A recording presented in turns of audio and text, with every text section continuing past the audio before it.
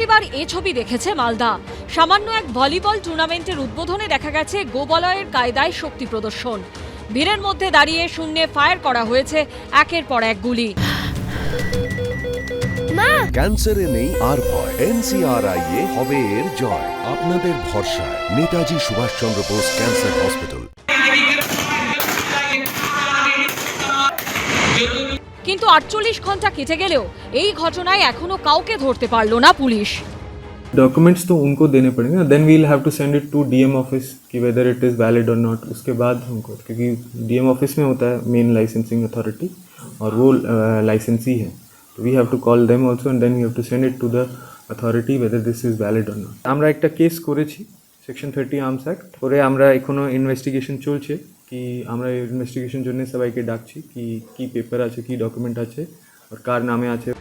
এখানেই উঠছে মারাত্মক প্রশ্ন, যাদের নামে লাইসেন্স রয়েছে আগ্নেয়াস্ত্র কি তারা ব্যবহার করেননি?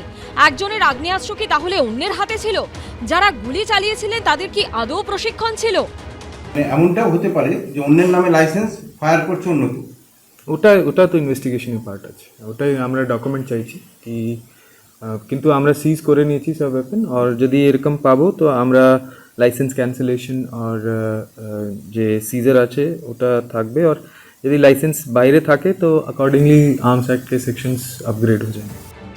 মানিকচকের নূরপুর হাই স্কুলের মাঠে ভলিবল টুর্নামেন্টের আয়োজক ছিল স্থানীয় টিপটপ ক্লাব। উপস্থিত ছিলেন তৃণমূলের একাধিক নেতা। মানিকচকের তৃণমূল বিধায়ক সাবিত্রী মিত্রের জামাই সৌম্যদীপ সরকার, যিনি জেলা তৃণমূলের প্রাক্তন সাধারণ সম্পাদক, জেলা তৃণমূল কংগ্রেসের সম্পাদক মোতাইন খান, তৃণমূলের নূরপুরের অঞ্চল সভাপতি ফৈয়াজ খান। তবে প্রত্যেকেরই দাবি তারা গুলি চালানোর পরে সেখানে হাজির হন।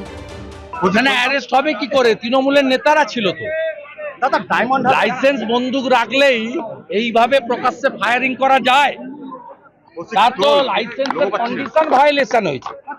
সে যদি আক্রান্ত হয় তার প্রতি আক্রমণের জন্যই ওই বন্দুকের লাইসেন্স। তাকে সামাজিক পাবলিক অনুষ্ঠানে গুলি করার জন্য। মালদায় গতকাল যে ভলিবল ক্লাবের একটা টুর্নামেন্ট ছিল, 5 জন গুলি চলেছিল, এখনো পর্যন্ত কেউ গ্রেপ্তার হলো না। লোকজন বলছে এটা উত্তরপ্রদেশের কালচার এখানে অ্যাডপ্ট করা না, ওটা পুলিশ পুরো করছে, ওর সঙ্গে রাজনীতির কোনো সম্পর্ক নেই, ফলে এ নিয়ে আমার কোনো মন্তব্য নেই। এই ঘটনায় অস্ত্র আইনে মামলা রুজু করেছে পুলিশ। জেলার পুলিশ সুপার জানিয়েছেন যাদের নামে লাইসেন্স রয়েছে তাদের নোটিশ করা হয়েছে। করুণাময় সিংহ, অনির্বাণ বিশ্বাস ও শিবাশিস মৌলিকের রিপোর্ট, এবিপি আনন্দ।